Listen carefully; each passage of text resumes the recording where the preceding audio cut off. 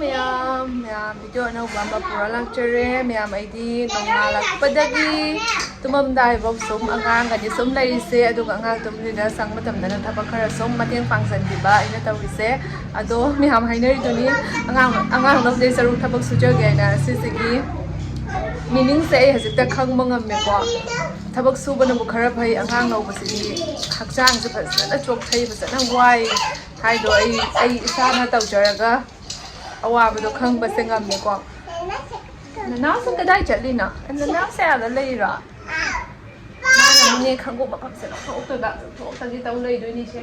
wow sengede ti je sa ne yekpa drawing se yeng si se kai no se bo flower wow siana flower se ba drawing di am pam jai ba ko lai taw badani taw budi taw ni do ma ni ne ko lapto shi de ta ga pom ga hai taw ne hai sia se pam mo siga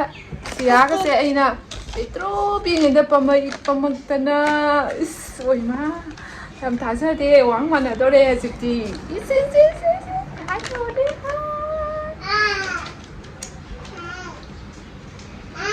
trái sâm nan vì ba moi ini ga se kitang chawra pa ding ma man bi du mai na phasa da tin ba do oi du ni se anga oi ngai gi amu mu nung shin ni amu mu khana ni amu mu man tau i na anga se lenga oi di bai se ko chawra ga di nungai de ni aba ang ga wi ma a kau baba ta na ba kan na kau aba ai se ni aba mama kau baloi hai le ma aba na hai le mama na ani si di phasa na hai re sam ani si na mo machi ni pura sa de se machi ge role ni si na pura le se ta se tau mai baby to tara kani ilu nu ko baby to tara kani ilu nu ne play jeni khoi bacha se pot pai de bidang ha te lepa hai re aduga amuki da no inak ta lam salang doi ne ba ko ta do re na myam te 11 su ku shalak tre mapa na mu sum yo re ai na harau cha ba hoi ai su sai da ma da nungai sai da ma nungai te hai do ni ko ni ma ke yeng uraga mai khala ga mu nungai sigi khala ga mu nungai te adani nupi gi punsi ha se ko yam nung shi na tra sida lohong ma tung da ai nupa gi family amati ai nupa na ingonda yamna luna tawsabado aduduni laiba phaba haibase ko adugidi khoi yum mi so loi puna mo phai leimina bada nungai musi kana na sum lai bine nga se fawbada sum khada chai da base amuk fo taw de taw da so oi shenu ko kai dawni khada chai na ba haibase ti kashu kana banate yakna ba musi da ba thamdana sigada punsi ni hoji kai wani haiba future se kanam u banate ba ko aduna khoi gi khutta su lai banate ko ni hinninge na oka kuine hinjage hai ba dong amja doi na te ba ko aduna matam go phatta bani hoji phat ikan gan lai mami su kai oi ni hai ba do ka shungam de oi da su oi shunu me am ko ma su ai su ko adui khaluraga di ni kanam ta ko ni shi da ba head of the thamning de hai tare ko sum nu shi na khanto ga songning a su nungai traga su sum kai hai tai sum imon da thamsaraga phada ba si seni ko nupi ama oiraga di saw ba su phada ba ngam ba tai adu chin khumning a su khum da ba hai ba tai ba role puna ma hai ba tai ba ko asi sing se ko to shin ba ko wari ba din ate asi se matang da isa na control haibase mathau tai na pi ai se ko mi yum mam da lei di na control hai traga di yum kai na rak to ni na tra myam adu myam laiba yam phai na khali ai di ko ai gi nu pa su yam na phai yam na tapchai ba ko koi ni se wa khal yam chana sei ba ko koi na rak pa matam de gi su yam na ing chik na zana ta thok tan sin tau na da na no ba ta su saung na ki de adu mai na yam na understanding da lai na ing a se fa da su some understanding lai na na koi ni se na su ta na su ing chik na lai mi nei ba ko lai ba so oi chanu matam pum na mak ta su lai ni hai na su tha sei ang se chance oi ga da ni na te khara ma lai ngang nu khara ma lai da na ko lâu trừ mạng tại này ám nung shiba ulaga lâu ra matung dana sum nung shiba watharak pa really careless oirak pa haiba amsu laita banate relation da ko adumai di hase phog di taw dre taw su taw roi hena khali taw su taw bidaba ai di kar emotional oibaga yumgi ꯃꯤꯒ ꯌꯥꯝꯅ ꯂꯩꯖꯗꯕꯒꯀꯣ ꯈꯤꯇꯪ ꯅꯨꯡꯉꯥꯏꯇꯕꯗ ꯑꯩꯗꯤ ꯑꯃꯨꯛ ꯍꯦꯟꯅ ꯊꯃꯣꯏꯁꯦ ꯀꯥꯏꯗꯣꯏꯅꯦꯕꯀꯣ ꯑꯗꯨꯃꯥꯏꯅ ꯐꯤꯕꯝꯁꯦ ꯑꯣꯏꯗꯣꯏꯅꯦꯕꯀꯣ ꯑꯩ ꯑꯃꯨꯛꯁꯨ ꯁꯨꯝ ꯈꯟꯊꯔꯛꯄꯗ ꯁꯨꯝ ꯋꯥꯈꯜꯁꯦ ꯅꯨꯡꯉꯥꯏꯇ꯭ꯔꯦꯕꯀꯣ ꯏꯁꯣꯔꯁꯤꯅ ꯑꯩꯁꯦ ꯑꯁꯤꯒꯨꯝꯕ ꯑꯋꯥꯕꯁꯦ ꯇꯥꯔꯛꯑꯅꯤ ꯊꯦꯡꯅꯔꯅꯤ ꯐꯦꯁ ꯇꯧꯔꯛꯑꯅꯤ ꯍꯥꯏꯅ ꯑꯩꯒꯤ ꯅꯨꯄꯥꯁꯤꯒ ꯊꯦꯡꯅꯍꯜꯂꯛꯄꯅꯤꯀꯣ ꯍꯥꯏꯅꯀꯣ ꯅꯠꯇ꯭ꯔꯒꯗꯤ ꯑꯩꯉꯣꯟꯗ ꯈꯪꯕꯤꯗꯕ ꯅꯨꯄꯥ ꯑꯃ ꯊꯦꯡꯅꯔꯒꯗꯤ ꯑꯩꯁꯦ ꯑꯃꯨꯛ ꯍꯦꯟꯅ ꯑꯋꯥꯕꯁꯤꯗꯒꯤ ꯃꯊꯛꯇ ꯑꯋꯥꯕ ꯍꯥꯏꯗꯣ ꯇꯥꯗꯣꯏꯅꯦꯕꯀꯣ ꯃꯥꯅ ꯑꯩꯒꯤ ꯑꯋꯥꯕ ꯈꯪꯕꯤꯕꯒꯤ ꯁꯤꯌꯔ ꯇꯧꯃꯤꯟꯅꯗꯅ ꯃꯥꯅ ꯑꯩꯉꯣꯟꯗ ꯊꯦꯝꯖꯤꯟꯕꯤꯗꯅ ꯋꯥꯈꯜ ꯅꯨꯡꯉꯥꯏꯍꯟꯗꯅ ꯑꯗꯨꯃꯥꯏꯅ ꯇꯧꯕꯒꯤ ꯑꯩꯁꯦ ꯋꯥꯈꯜꯁꯦ ꯅꯨꯡꯉꯥꯏꯇ꯭ꯔꯒꯁꯨ ꯅꯨꯡꯉꯥꯏꯕ ꯉꯝꯖꯕꯅꯤ ꯍꯥꯏꯇꯥꯔꯦ ꯈꯜꯂꯨꯔꯒꯗꯤ ꯌꯥꯝꯅ ꯅꯨꯡꯉꯥꯏꯇꯦꯀꯣ ꯃꯌꯥꯝꯁꯨ ꯐꯦꯁ ꯇꯧꯕ ꯌꯥꯎꯔꯝꯒꯅꯤ ꯑꯁꯨꯃꯥꯏꯅ ꯁꯨꯝ ꯐꯦꯃꯤꯂꯤꯁꯤꯡ ꯏꯃꯥ ꯏꯄꯥ ꯁꯨꯝ ꯃꯁꯥ ꯉꯝꯗꯅ ꯂꯩꯈꯤꯗꯕ ꯑꯃꯀꯣ ꯑꯗꯣ ꯅꯨꯡꯗꯤ ꯌꯥꯝ ꯅꯨꯡꯉꯥꯏꯇꯦ ꯑꯩꯈꯣꯏ ꯄꯥꯕꯨꯡꯁꯨ ꯍꯤꯡꯈꯤꯕ ꯌꯥꯝ ꯌꯥꯔꯤꯕꯗꯤ ꯃꯥ ꯌꯥꯝꯅ ꯅꯍꯥ ꯑꯣꯏꯅ ꯈꯪꯍꯧꯗꯅ ꯀꯔꯛ ꯅꯥꯁꯜꯂꯒꯀꯣ ꯀꯅꯥꯝꯇ ꯑꯣꯠꯍꯧꯗꯦ ꯐꯝꯗ ꯇꯥꯈꯤꯗꯦ ꯒ꯭ꯌꯥꯟ ꯇꯥꯅ ꯂꯩꯈꯤꯗꯕꯅꯤ ꯈꯜꯂꯨꯒ ꯌꯥꯝ ꯅꯨꯡꯁꯤꯔꯛꯏꯀꯣ ꯂꯩꯈꯤꯗꯕ ꯍꯥꯏꯁꯤꯅꯀꯣ ꯅꯨꯡꯉꯥꯏꯇꯦ ꯌꯥꯝ ꯊꯥꯖꯗꯦꯕ ꯃꯥꯅ ꯂꯩꯇꯕꯁꯦꯀꯣ ꯑꯗꯨꯒꯤ ꯃꯇꯨꯡꯗ ꯑꯃꯨꯛ ꯑꯩꯈꯣꯏ ꯃꯃꯥꯃꯨꯛ ꯇꯧꯁꯜꯂꯛꯏꯅꯤ ꯀꯔꯝꯕ ꯃꯆꯥꯅ ꯅꯨꯡꯉꯥꯏꯒꯅꯤ ꯅꯠꯇ꯭ꯔꯥ ꯌꯥꯝ ꯏꯄꯥ ꯂꯩꯈꯤꯗꯕꯇ ꯉꯥꯏꯔꯤ ꯏꯃꯥ ꯑꯃꯨꯛ ꯑꯁꯨꯃꯥꯏꯅ ꯇꯧꯁꯜꯂꯛꯄ ꯍꯥꯏꯕꯁꯦ ꯑꯩꯈꯣꯏꯒꯤꯗꯤ ꯌꯥꯝꯅ ꯄꯥꯡꯒꯜ ꯁꯣꯟꯅꯤꯡꯉꯥꯏꯅꯦꯕꯀꯣ ꯈꯪꯗꯦ ꯑꯩꯈꯣꯏ ꯃꯥꯁꯤꯇꯪꯒ ꯀꯟꯖꯔꯝꯃꯒꯗꯤ ꯑꯩꯈꯣꯏꯅ ꯉꯁꯤ ꯈꯤꯇꯪ ꯏꯄꯥ ꯂꯩꯇꯦꯅ ꯈꯤꯇꯪ ꯅꯨꯡꯉꯥꯏꯖꯗ꯭ꯔꯒꯁꯨ ꯏꯃꯥꯃꯛꯇꯤ ꯀꯟꯅ ꯂꯩ ꯍꯥꯏꯅꯒꯤ ꯑꯩꯈꯣꯏꯁꯦ ꯄꯥꯡꯒꯜ ꯑꯃ ꯐꯪꯖꯒꯗꯕꯅꯤ ꯑꯗꯨꯁꯨ ꯐꯪꯖꯗ꯭ꯔꯦ ꯂꯥꯏꯕꯛꯁꯨ ꯌꯥꯝ ꯊꯤ ꯑꯩꯈꯣꯏ ꯑꯩꯈꯣꯏꯅꯤꯃ ꯂꯥꯏꯕꯛ ꯊꯤꯕ ꯍꯥꯏꯔꯣ ꯑꯁꯤꯅꯤꯀꯣ ꯑꯗꯨꯅꯤ ꯍꯤꯡꯉꯤ ꯃꯈꯩ ꯃꯌꯥꯝ ꯄꯨꯝꯅꯃꯛ ꯅꯨꯡꯁꯤ ꯆꯥꯟꯅꯅ ꯍꯔꯥꯎ ꯍꯔꯥꯎꯅ ꯑꯃꯅ ꯑꯃꯒꯤ ꯑꯋꯥꯕ ꯁꯤꯌꯔ ꯇꯧꯃꯤꯟꯅꯗꯅ ꯃꯇꯦꯡ ꯇꯧꯃꯤꯟꯅꯗꯅ ꯑꯁꯨꯃꯥꯏꯅ ꯄꯨꯟꯅ ꯁꯨꯝ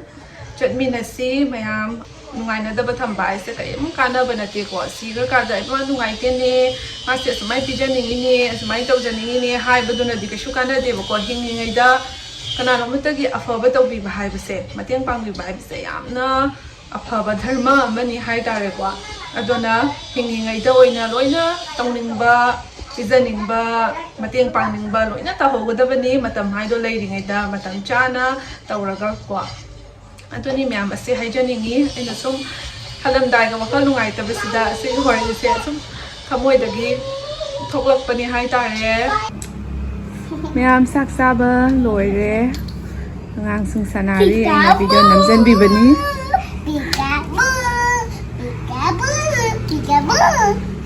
ꯃꯁꯤ ꯑꯅꯤꯁꯦ ꯁꯅꯥꯝꯁꯦ ꯍꯔꯥꯎꯖꯈ꯭ꯔꯕꯀꯣ ꯃꯊꯣꯏꯁꯦ ꯇꯥꯟꯅꯗꯣꯏꯅꯤ ꯁꯨꯝ ꯍꯧꯒꯠꯂꯣ ꯑꯁ ꯀꯜꯂꯤꯍꯦ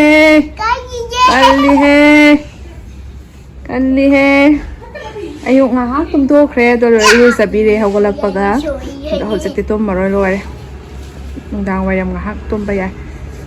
ꯈꯔ ꯃꯝꯃꯦ ꯁ꯭ꯋꯥꯏ ꯃꯐꯝꯁꯦ ꯃꯤꯒꯁꯦ ꯏꯃꯨ ꯃꯨꯁꯟꯅ ꯂꯣꯏ ꯎꯔꯦ ꯆꯥꯎꯔ ꯃꯣꯏꯅ ꯌꯦꯡꯖꯗꯣꯏꯅꯦ ꯁꯨꯃꯥꯏꯅ ꯁꯥꯟꯅꯔꯛꯏ ꯑꯩꯅꯀꯣ ꯑꯁ ꯌꯥꯝ ꯅꯨꯡꯁꯤꯅꯤ ꯈꯟꯕꯗ ꯑꯩꯈꯣꯏ ꯃꯇꯝꯗꯗꯤ ꯑꯁꯨꯃꯥꯏꯅꯒ ꯑꯝꯇ ꯐꯣꯟꯒꯁꯦ ꯌꯥꯝꯅ ꯆꯠꯅꯔꯛꯇꯕꯅꯤ나 ꯑꯩꯈꯣꯏꯗꯤ ꯏꯃꯥꯁꯤꯡꯅꯒ ꯑꯝꯇ ꯑꯁꯨꯃꯥꯏꯅ ꯅꯝꯍꯧꯕꯗꯣ ꯐꯪꯖꯍꯧꯗꯦꯅꯀꯣ ꯑꯗꯣ ꯃꯣꯏ ꯃꯇꯝꯗꯗꯤ ꯐꯖꯅ ꯃꯦꯃꯣꯔꯤ ꯃꯌꯥꯝ ꯑꯃ ꯂꯩꯍꯧꯗꯣꯏꯅꯤ ꯐꯣꯟꯁꯤꯗ ꯀ꯭ꯂꯤꯞꯀ ꯅꯥꯟꯊꯔꯦꯅꯦ ꯖꯦꯁꯤꯌꯥꯅ ꯏꯔꯨꯖꯕ ꯂꯣꯏꯔꯦ ꯍꯥꯏꯅ ꯀ꯭ꯂꯤꯞ ꯍꯥꯞꯄꯤꯔꯤꯅꯦꯕ ꯃꯉꯣꯟꯗ ꯁꯤꯒꯨꯝꯕ ꯃꯁꯝꯁꯤꯁꯨ ꯌꯥꯎꯗꯕꯁꯦ ꯀꯔꯥꯏꯋꯥꯏꯗ ꯃꯅꯞꯁꯦ ꯈꯔ ꯆꯣꯔꯤ ꯂꯣꯏ ꯇꯧꯕ ꯑꯉꯥꯡꯁꯤꯡꯁꯦꯀꯣ ꯋꯦꯗꯔ ꯆꯦꯟꯖ ꯑꯣꯏꯔꯛꯄꯒꯤ ꯑꯗꯨꯅ ꯉꯔꯥꯡꯗꯤ ꯏꯔꯨꯖꯕꯤꯍꯧꯗ꯭ꯔꯦ ꯅꯣꯡꯃ ꯂꯦꯞꯄ ꯅꯣꯡꯃ ꯑꯗꯨꯃꯥꯏꯅ ꯂꯨꯖꯕꯤ ꯉꯁꯤꯗꯤ ꯂꯨꯖꯊꯣꯛꯄꯤꯔꯦ ꯑꯗꯨꯒ ꯍꯨꯃꯥꯡꯗꯤ ꯌꯥꯝ ꯁꯧꯒꯟꯕꯅꯤ ꯃꯀꯣꯛ ꯃꯅꯝꯒꯁꯦ ꯅꯣꯡꯃꯇꯪ ꯂꯨꯍꯧꯗꯕꯗ ꯌꯥꯝ ꯅꯝꯊꯤꯑꯕꯀꯣ ꯑꯗꯣ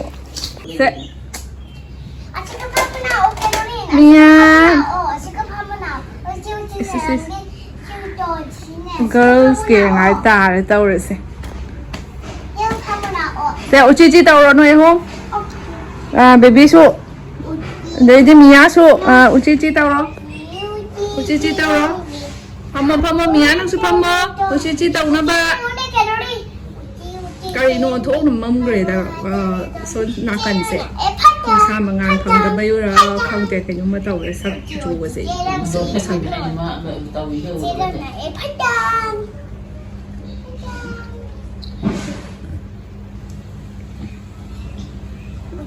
ꯐꯔ ꯍꯥꯏꯌꯨ ꯎꯆꯤꯆꯤꯗꯣ ꯐꯔ ꯍꯥꯏꯌꯨ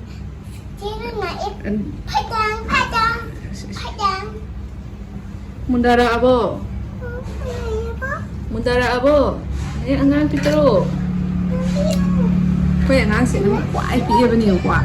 Miyasa pi siya ay makaway sa niya siya. Kaya nga sa quite even man mo na now. Matang tàu nơi đi xe mà xe nga ra oina ri me ba ko ma xe nga ta sa ri ne ba khoi se no bi tro pi ha ba ni na khoi sia di khoi ma cha lu zaram dai da ga is lu zana bai tap ka se pu thok pi ra toi ni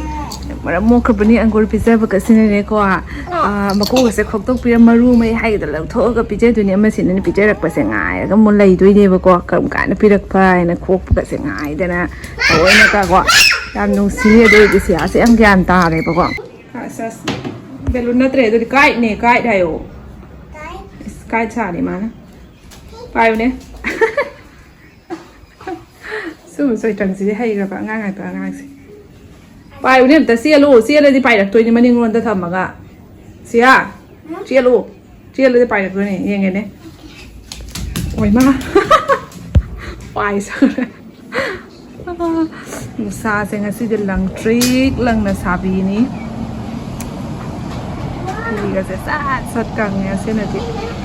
ado je ki winter sang ha bina yam ngai sa su isa chak thek pa di oi dre ko na se lo yak ta na ma mo se la ji pai ra ni pai gra ni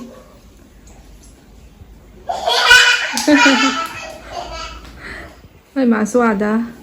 Yum saba ka na yeng ma so kai thau ro ni yum da sum lai da na kwa dum hip sal lai ba su nungai te na upai de lai da hip sal lai ne do mo hang wa ti ka yum sa se mo yeng tau da na Mea video sigi marak thalaga desano pasta sina 100% turung wheat maida na sema pasta do na te asidana 100% vegetarian zero cholesterol ama trans fat free oil perfect 7 size su oire meam su pambiraga di description da link so idana hapchar ge meam su changaga purchase to biro adolor ka chabiyo ado meam na desano pasta ge matek se yang introgas di asum skip to biraga sum next yang biyo ba ko akhoi so hap ta ba ya da ba gi ads ki hapchar bani akhoi ni hapninge haina panghap ta hapcha bu na te ko adoni me awaro bigano hajanan na sum utle haidana su khara skip to bir go ina yeng biro akoi so sumaina video da et subsan ba haibase akoi su ithau ni hai tare ko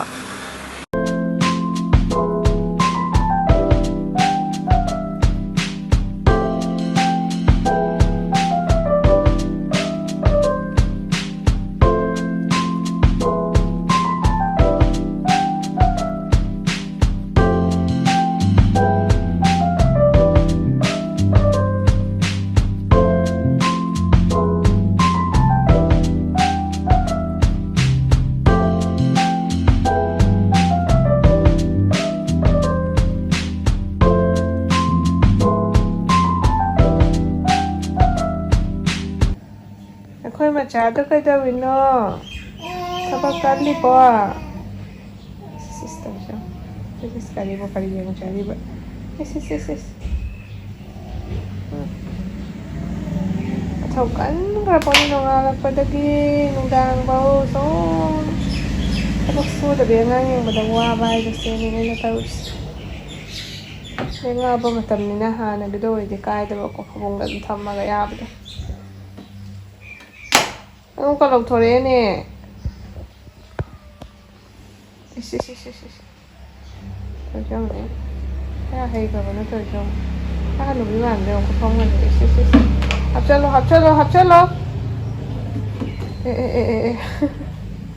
Amu ka hap chalo ne. Apa po? Manungda. Thôi jom ne. Cảm cần đi rồi mà cần đấy. Nó rất luôn. Nó có hấp bộ.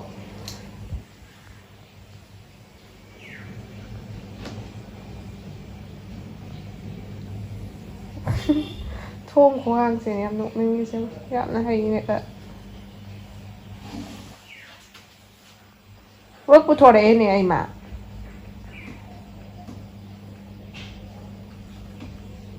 Ma'am, ngasi video sidi aswai sung lu senjarage ma'am na ngasi video sidi ngai beragadi like comment subscribe to shin mo aduga ma'am matangi video ngai bio matangi video sidi tamola kogi video sunam ge khan bani adu do oi be yai bo ko aduna ngasi salo shalage yam sang gadi ma'am du yeng ningaroi bye